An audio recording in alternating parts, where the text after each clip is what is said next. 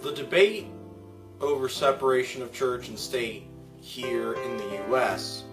has been a matter of debate, well, probably since this country was founded, because Thomas Jefferson had the notion of a wall of separation of church and state. In his letter to the Danbury Baptists, who felt that their right to religious freedom was being infringed on by the Anglican governor of Virginia, Thomas Jefferson talks of building a wall of separation between church and state. Some people also cite the U.S. Constitution for separation of church and state, especially the part that says Congress shall make no law respecting an establishment of religion. Now, people do cite those both for separation of church and state, but some people interpret them differently. And the way people interpret the separation of church and state is a lot like the big differences between freedom of religion and freedom from religion. Freedom from religion is not only that the government can't establish a national religion, but religion cannot be part of public life. The exercise of religion cannot influence public life in any way, and nor can you display religious symbols or wear religious clothing. Like in France, for example, where there are laws against hijabs and displaying of religious symbols in general. That's an example of freedom from religion. And some people interpret separation of church and state that way, meaning that religion and public life cannot go together. Now, when people read the First Amendment, some people don't forget that the line immediately after Congress shall make no law respecting the establishment of religion, it says, shall not prohibit the free exercise thereof, which means Congress cannot suppress free exercise of religion. So that's what freedom of religion means. It means the government cannot establish a national religion or impose religious beliefs on others, but the free exercise of religion in public life can still be protected as long as people don't impose their beliefs on others. The government can't make Christianity or Islam the state religion, but people can display religious symbols publicly like crosses, crescents, stars of David, menorahs, nativity scenes, and stuff like that. So that's the main difference between freedom of religion and freedom from religion. Now, I think the actual definition of separation of church and state is as simple as the government cannot create a state church or a national religion.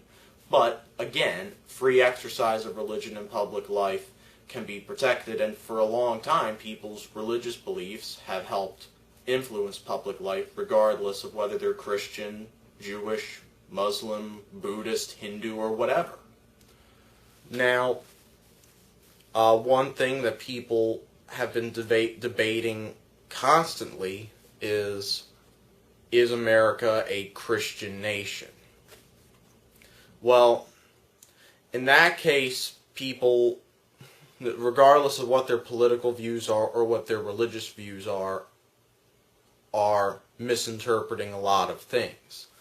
The European colonists who founded this country were devout Christians, and not just this country, but the Americas in general. North, South, Central, U.S., Canada, all of that.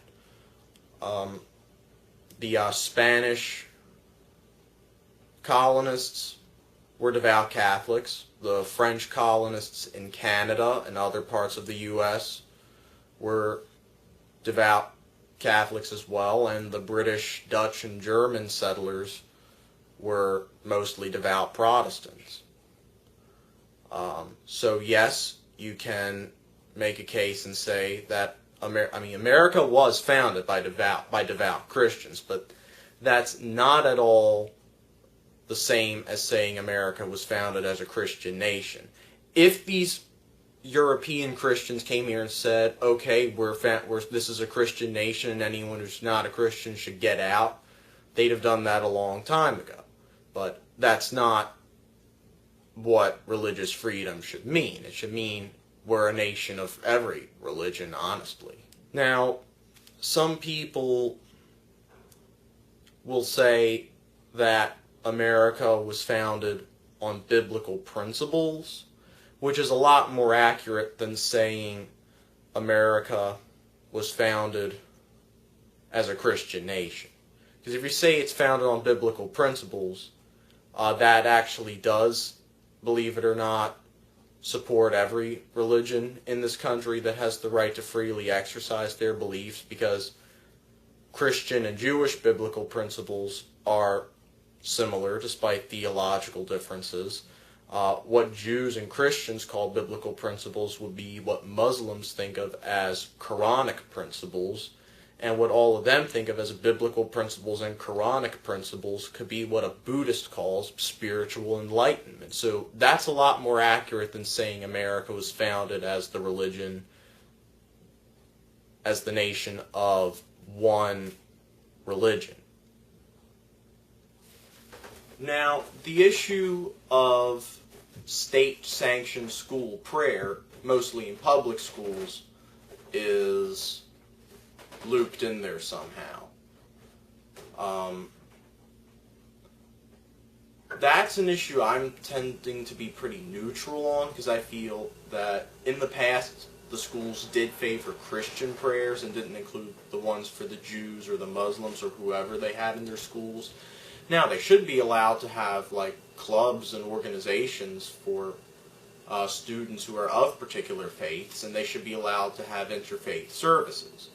The problem is when you run into an atheist or an agnostic, they're going to complain one way or another because they'll think it's too religious and that they're being discriminated against. Now, schools that have a religious background, like ones that are run by a particular church or faith, seem to be okay with people of any faith coming as long as they respect their beliefs. If public schools allow interfaith services, then people who aren't religious, they can still attend school, but just as long as they respect other people's religion, just as people would respect their opinions. And they should just stand and look reverent if they do that. And if they really don't like it, they can always try homeschooling.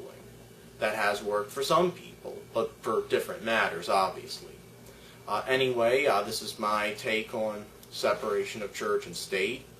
Again, I've always found it an interesting topic from both points of view because of how people interpret the constitutional meaning of it. And I hope you enjoy this video, and I hope you enjoy any other ones I put up.